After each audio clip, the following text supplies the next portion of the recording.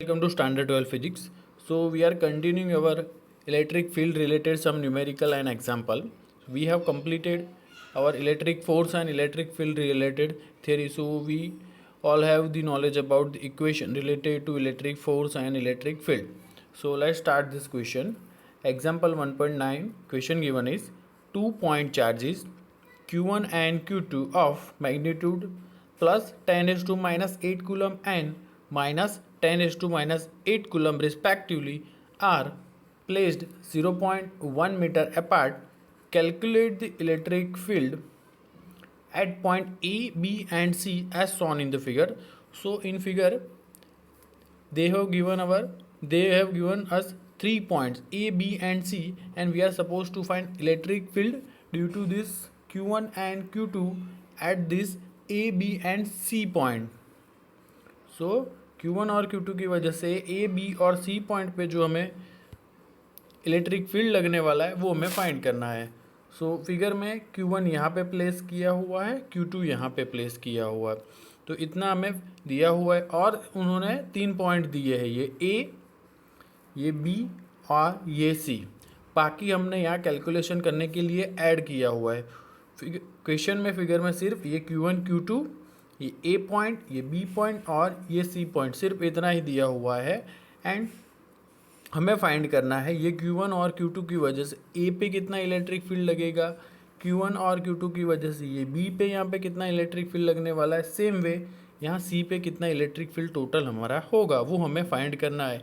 In short we are having in answer we will have 3 different cases of resultant equivalent electric field at A, B and C. So first let's start A. तो अभी सिर्फ A point ही ध्यान में लेना है, B और C का हम बाद में सॉल्व करेंगे. सो फॉर A के ऊपर इलेक्ट्रिक फील्ड लगेगा Q1 की वजह से, सेम वे Q2 की वजह से लगेगा. अब जब भी हमें कोई भी पॉइंट पे इलेक्ट्रिक फील्ड फाइंड करना हो, मतलब यहाँ पे कोई पॉइंट चार्ज रखा हुआ है, इसकी वजह से ही तो उस पे ऊपर इलेक्ट्रिक फील्ड लग रहा है. सो जब भी हमें इलेक्ट्रिक फील्ड फाइंड करना हो और क्वेश्चन में हमें ये Q पॉजिटिव है या नेगेटिव है वो नहीं दिया हुआ है तो हमें पॉजिटिव गैस करना है. सो A पे कोई प्लस पॉजिटिव चार्ज रखा है तो उसके ऊपर यहाँ Q1 की वजह से जो इलेक्ट्रिक फील्ड लगेगा वो उसको रिपेल करेगा. ये भी पॉजिटिव है और ये भी पॉजिटिव है, मतलब कि A के ऊपर जो इलेक्ट्रिक फील्ड लगेगा ये Q1 की वजह से तो वो इस डायरेक्शन में होगा. ओके, ये Q1 से इसको दूर करने की कोशिश करेगा, उसके ऊपर रिपल्सन फोर्स लग रहा है इसलिए. So electric field due to this electric field on A due to this Q1, उसको हमने EA1 नाम दिया है, वो इस डायरेक्शन में होगा. नाउ दिस Q2 की वैल्यू नेगेटिव है. देखो यहाँ पे Q1 प्लस है, प्लस 10⁻⁻8 कूलम. Q2 हमारा 10⁻⁸ कूलम है और ये माइनस है, तो ये पॉजिटिव और ये नेगेटिव, तो उसके ऊपर जो इलेक्ट्रिक फील्ड लगेगा उसकी वजह से ये Q2 A को अपनी A के ऊपर जो चार्ज रखा हुआ है अपनी ओर यहाँ पे खींचने की कोशिश करेगा. सो इट विल अट्रैक्ट और उसका भी जो इलेक्ट्रिक फील्ड लगेगा वो इस डायरेक्शन में लगेगा. तो EA2 electric field on A due to this 2 वो भी इस डायरेक्शन में लग रहा है, मतलब हमारा जो रिजल्टेंट जो इलेक्ट्रिक फील्ड लगेगा A के ऊपर वो हमारा कुछ इस डायरेक्शन में आ रहा है, ऐसा हम कह सकते हैं. सो ये डॉटेड लाइन है, this represents our equivalent resultant electric field at A. उसको हम ये दोनों को ऐड कर देंगे, EA1 प्लस EA2 हो जाएगा. चलो ये कैसे प्लस होता है वो भी हम देखते हैं अब. Now we have to calculate EA. So EA total electric field यहाँ A पे लग रहा है वो कितना हो रहा है, EA1 और EA2 की वजह से कुछ मिल रहा है. सो सी हियर EA1 और EA2 दोनों के बीच के एंगल यहाँ पे है 0 डिग्री. खास ध्यान रखना दोनों सेम ही डायरेक्शन में, 180 नहीं है. 180 तो तब होता है जब एक इस साइड होगा और दूसरा उसके एग्जैक्ट ऑपोजिट यहाँ पे होता, तो यहाँ पे हमारा 0 डिग्री एंगल है. So according to law of parallelogram, ऐसा एग्जांपल हमने लास्ट में भी सॉल्व किया हुआ है तो आपको अच्छे से याद ही होगा. So total EA is equal to EA1 square plus EA2 square plus 2E1 E2 cos theta. Theta की वैल्यू 0 है. नाउ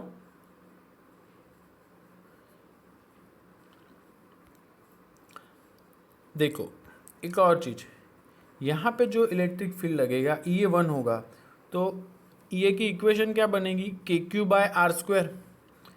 के की वैल्यू तो हमें पता है 9 × 10⁻⁹, क्यू मतलब ये Q1 की वैल्यू। यहाँ पे देखो Q1 की वैल्यू और Q2 की वैल्यू सेम है, और Q1 से A के बीच का डिस्टेंस और Q2 से A के बीच का जो डिस्टेंस है वो सेम है। ये टोटल यहाँ Q1 और Q2 के बीच में जो डिस्टेंस दिया हुआ क्वेश्चन में दिया हुआ है 0.1 मीटर, ये यहाँ पे दिया हुआ है। तो ये A सेंटर में रखा हुआ है ये पॉइंट, तो ये 0.05 हो जाएगा और ये 0.05 हो जाएगा। मतलब कि जब हम EA1 फाइंड करेंगे तो उसमें आएगा K Q1 by this 0.05 square. Same way अगर मैग्नीट्यूड की बात करें तो EA2 जो मिलेगा हमें मिलेगा के Q2 डिवाइडेड बाय 0.05 स्क्वायर। मतलब EA2 और EA1 दोनों की जो मैग्नीट्यूड बनेगी, ओके, ये ए के ऊपर जो इलेक्ट्रिक फील्ड लग रहा है उसकी जो मैग्नीट्यूड मिलेगी वो तो सेम ही होगी, तो सेम है।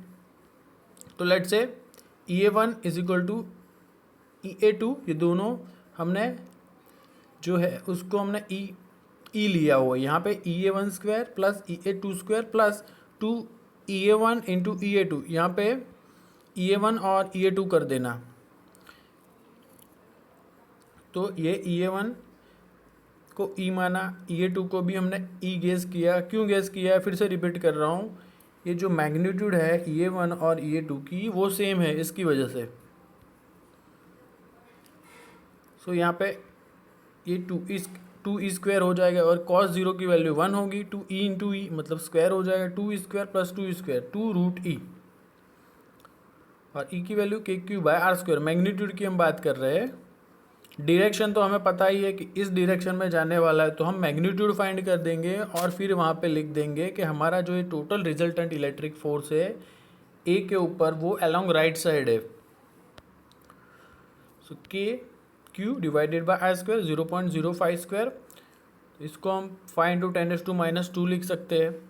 9 × 18 हो जाएगा, ये 10⁻9 × 10⁻8 तो 10⁻1 हो जाएगा।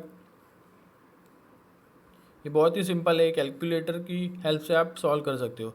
So answer will be 7.2 × 10⁻4। अभी यहाँ पे एक शॉर्टकट मेथड भी है, अगर आपको ऐसा नहीं करना है तो याद रखो, जब भी हमारा इलेक्ट्रिक फील्ड जो लग रहा है, ओके, उसका हमें रिजल्टेंट इलेक्ट्रिक फील्ड फाइंड करना है, तो हमारी ये तो फॉर्मूला है, उसमें आप थीटा 0 कर दोगे, या एक दूसरे से एग्जैक्ट ऑपोजिट डायरेक्शन होगी तो यहाँ पे 180 कर दोगे, और cos 180 की वैल्यू होगी -1, तो वो यहाँ पे पुट करोगे तो भी आपको यहाँ ई की वैल्यू मिल सकती है। दूसरा एक चीज़ ये याद रखो कि जब भी यहाँ पे रिजल्टेंट इलेक्ट्रिक फील्ड फाइंड करना हो या रिजल्टेंट फोर्स फाइंड करना हो, इलेक्ट्रिक फोर्स, तो दोनों ही सेम डायरेक्शन में हो, तो डायरेक्शन तो हमें पता ही है कि इस डायरेक्शन में जाने वाला इलेक्ट्रिक फील्ड, तो हम वो मैग्नीट्यूड का समेशन यहाँ पे कर देंगे। दोनों के मैग्नीट्यूड की इफेक्ट एक ही डायरेक्शन में हो रही है तो उसका हम डायरेक्ट समेशन भी कर सकते हैं, EA1 और EA2। ओके, तो देखो ये EA1 की वैल्यू भी यही होगी कि Q by R square. Magnitude की बात करें तो EA2 की वैल्यू भी यही होगी इंटू 2। ओके, तो यहाँ पे मैग्नीट्यूड ही सेम है, तो 2E नहीं बोल सकते क्या इसको हम, तो ये भी हमने यही किया कि 2 टाइम्स हमने इलेक्ट्रिक फील्ड यहाँ पे पुट किया है। सॉरी, यहाँ पे √E स्क्वायर है, बाहर आएगा तो 2 × E हो जाएगा, ये रूट नहीं रहेगा यहाँ पे। तो सिंपल वे में याद रखो कि जब भी हमारा एंगल 0 होगा, दोनों ही इलेक्ट्रिक फील्ड सेम डायरेक्शन में हो रही है, तो हम उसको क्या करना है, सम करना है। तो एक तो ऐसे भी हम सॉल्व कर सकते हैं, ये होमवर्क में आपको देता हूँ मैं, ये आपको ऐसे सॉल्व करना है। इसकी वजह से भी आपको जो आंसर मिलेगा वो 7.2 × 10⁻4 मिल जाएगा। And this resultant electric field eight A, it will B along right side. Now let's find EB। ये B पॉइंट है, वहाँ पे Q1 की वजह से इलेक्ट्रिक फील्ड लगेगा, Q2 की वजह से इलेक्ट्रिक फील्ड लगेगा, हमें वो फाइंड करना है। तो ये पॉजिटिव है Q1, B पॉजिटिव है, तो Q1 की वजह से जो इलेक्ट्रिक फील्ड लगेगा वो इसको रिपेल करेगा, तो वो इस डायरेक्शन में होगा, ये Q1 से लेके इस डायरेक्शन में। Okay, so it will be in along Q1 to B direction, तो इसको हमने EB1 नाम दे दिया। Electric field on B due to this one. Now electric field on this B पे कोई पॉइंट चार्ज रखा हुआ है, तो यहाँ पे पॉइंट चार्ज है, उसके ऊपर जो Q2 का जो इलेक्ट्रिक फील्ड लगेगा, देखो ये नेगेटिव है और ये पॉजिटिव है, तो ये तो Q2 के पास आने की कोशिश करेगा, तो Q2 उसको अट्रैक्ट कर रहा है, तो उसकी डायरेक्शन यहाँ पे होगी EB2। तो इसकी वजह से जो इलेक्ट्रिक फील्ड Q1 की वजह से लग रहा है वो लेफ़्ट साइड में जा रहा है, Q2 की वजह से जो लग रहा है वो राइट साइड में जा रहा है। तो अभी हमें रिजल्टेंट EB फाइंड करना है। तो एक तो हम ऐसे फाइंड कर सकते हैं, लॉ ऑफ पैरेललोग्राम, वहाँ पे हम थीटा को 180 रख देंगे, इंडिविजुअल हम यहाँ पे EB1 और EB2 फाइंड कर देंगे। EB2 हमें मिल जाएगा। EB2 कैसे फाइंड करेंगे कि Q/R², Q की वैल्यू K तो कांस्टेंट है, Q की वैल्यू पता है कि Q/R² में Q क्या होता है, Q मतलब यहाँ पे ऐसा Q लेना है कि जिसकी ये सोर्स है, सोर्स चार्ज है, मतलब जिसकी वजह से इलेक्ट्रिक फील्ड जनरेट हो रहा है, हमें वो वाला Q लेना है यहाँ पे। तो EB2 इंडिविजुअली फाइंड करो, EB1 इंडिविजुअली फाइंड करो, फिर उसको इस टाइप का इक्वेशन बना के यहाँ पे 180 पुट कर दो तो भी मिलेगा। और एक दूसरी मेथड अभी जैसे मैंने यहाँ पे बताया कि सेम डायरेक्शन में हो और 0 डिग्री एंगल हो, मतलब सेम डायरेक्शन में होगा तो 0 डिग्री एंगल ही होगा, तो उसका समेशन करना है। और 180 डिग्री में हो तो एक दूसरे से अपोजिट है, तो बड़ी जो मैग्नीट्यूड है उसमें से छोटी मैग्नीट्यूड को सब्सट्रैक्ट कर देना है, तो वो भी डायरेक्ट आंसर आ जाएगा। सो let's find this EB1 KQ/R²। R क्या है, distance between this Q1 and B, वो 0.05 हमें दिया हुआ है, वो यहाँ पे पुट करेंगे। And this is very simple, ये EB1 को आप कैलकुलेटर से फाइंड कर सकते हो, आएगा 3.6 × 10⁴। नाउ दोनों पॉजिटिव पॉजिटिव है, तो Q1 की वजह से जो इलेक्ट्रिक फील्ड B पे लगेगा वो इस डायरेक्शन में, so it is along Q1 to B।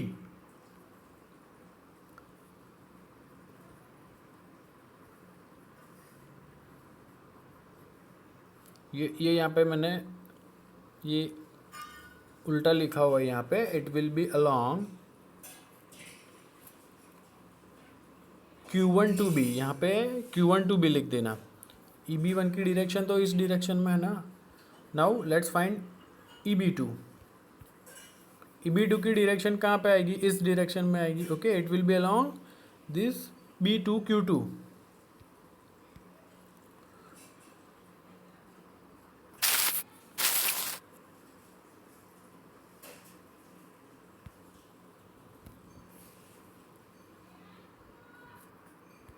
So let's see, QB2 जो आएगा KQ/R²। तो देखो यहाँ पे एक R जो बनेगा वो डिस्टेंस बनेगा B से लेके Q2 तक, तो वो कितना बने, ये 0.05 टोटल, ये हमारा 0.1 था और ये 0.05, तो टोटल हमारा बन जाएगा 0.15। टोटल ये Q2 से लेके B तक हमारा बन जाएगा 0.15। तो R लेना है हमें यहाँ पे 0.15, उसका स्क्वायर। सो EB2 की वैल्यू हमें ये मिल जाएगी। ये जो मिल रहा है हमें, it is along Q1 to B। ये यहाँ पे सिर्फ आपको चेंज करना है और यहाँ पे लिखना है Q1 टू B। और ये जो हमें EB2 मिला वो मिलेगा along Q1 to this, in this direction, along B to Q1 हम कह सकते हैं। तो देखो यहाँ पे हमें दो मैग्नीट्यूड मिला, एक 3.6 × 10⁴, वो इस इतना इलेक्ट्रिक फोर्स की वजह से वो इसको लेफ्ट साइड में भेज रहा है। नाउ दूसरी वैल्यू हमारी आई 4 × 10⁵, वो उसको इस साइड खींच रहा है। तो दोनों ये और ये वैल्यू, दोनों में से बड़ी वैल्यू कौन सी है, 10⁴ ये है, मतलब ज़्यादा है, उसको इलेक्ट्रिक फील्ड लेफ्ट साइड में लग रहा है, कम इलेक्ट्रिक फील्ड उसको राइट साइड में लग रहा है। तो हम कह सकते हैं कि रिजल्टेंट हमें फाइंड करना होगा, यहाँ पे 180 डिग्री है तो हमें माइनस कर देंगे। तो किसमें से माइनस करेंगे, बड़े इलेक्ट्रिक फील्ड की जो वैल्यू है उसमें से जो कम इलेक्ट्रिक फील्ड की वैल्यू है उसको सब्सट्रैक्ट करेंगे। तो हमारे पास यहाँ पे EB1 - EB2 होगा, बिकॉज EB1 की वैल्यू ज़्यादा है, मतलब Q1 की वजह से जो इलेक्ट्रिक फील्ड लगेगा वो उसको लेफ़्ट साइड में ज़्यादा खींच रहा है। इसको हम ऐसा भी मान सकते हैं कि बी के ऊपर कोई इंसान खड़ा है, उसको एक लेफ़्ट साइड में पर्सन खड़ा है वो उसको खींच रहा है, और एक पर्सन बी के राइट साइड में खड़ा है वो भी उसको राइट साइड में खींच रहा है। अगर लेफ़्ट साइड वाले बंदे ने यहाँ बी को उसके साइड जोर से खींच लिया तो वो लेफ़्ट साइड में चला जाएगा। तो यहाँ पे ऐसा ही हो रहा है, लेफ्ट साइड में इलेक्ट्रिक फील्ड की ज़्यादा वैल्यू है बी के ऊपर, और राइट साइड में जो लग रहा है Q2 की वजह से उसकी वैल्यू कम है। देखो, this EB1 and this EB2, EB1 की वैल्यू ज़्यादा है, तो उसको हम क्या कर देंगे, सब्सट्रैक्ट करेंगे, तो इक्विवेलेंट रेजिस्टेंस हमें, इक्विवेलेंट इलेक्ट्रिक फील्ड हमें मिलेगा। और वो जो वैल्यू आएगी वो कहाँ पे आएगी, along left side. Okay, let's say कि हमने ऐसा गेस किया कि दो पर्सन यहाँ पे बी को, दो लोग हैं उसको लेफ्ट साइड में खींच रहे हैं, और एक बंदा कोई खड़ा है उसको राइट साइड में खींच कर रहा है, तो वो कहाँ पे जाएगा, लेफ्ट साइड में जाएगा। तो वो यहाँ पे it will B along Q2B, Q1 से B तक यहाँ पे रिजल्टेंट इलेक्ट्रिक फील्ड लगेगा। ये हो गई EB की बात। इसको मैंने बताया ऐसा ही, ये मेथड से भी फाइंड कर सकते हो, वो भी आपको होमवर्क में देता हूँ, वो आप ऐसे फाइंड करना, EB1 फाइंड करना, EB2 फाइंड करना, और दोनों के बीच का एंगल 180 डिग्री रखना, फिर ये आंसर आ जाएगा। नाउ ये C के ऊपर हमें फाइंड करना है। ओके, तो देखो C के ऊपर पॉजिटिव चार्ज है, ये नेगेटिव है, तो वो उसको अट्रैक्ट करेगा, तो EC2 इस डायरेक्शन में है। ये Q1 पॉजिटिव है, C पॉजिटिव है, तो उसका जो इलेक्ट्रिक फील्ड लगेगा वो उसको रिपेल करेगा, तो EC2 यहाँ ऊपर चला जाएगा, इस डायरेक्शन में ही लगेगा, तो इसको हमने थोड़ा एक्सटेंड किया हुआ है। तो एक इलेक्ट्रिक फील्ड यहाँ जा रहा है मैग्नीट्यूड, एक यहाँ पे जा रहा है, तो रिजल्टेंट ऑफकोर्स यहाँ पे ही होगा। तो ये रिजल्टेंट हमें फाइंड करना है, तो हम लॉ ऑफ पैरेललोग्राम यूज़ करेंगे, डायरेक्ट मेथड नहीं यूज़ कर सकते, क्योंकि यहाँ पे EC1 और EC2 के बीच में 0 डिग्री या 180 डिग्री एंगल नहीं बन रहा है। तो EC1 फाइंड करेंगे, EC2 फाइंड करेंगे, फिर हम ये वैल्यू में उसको पुट कर देंगे, और थीटा की वैल्यू लेंगे हम 120। तो देखो, हमें एग्जाम्पल में ये Q1 और Q2 के बीच का डिस्टेंस 0.1 मीटर दिया हुआ है, तो अभी हमें ये Q2 से ये C तक का डिस्टेंस फाइंड करना है। तो मैं समझाता हूँ कि वो कैसे फाइंड करेंगे।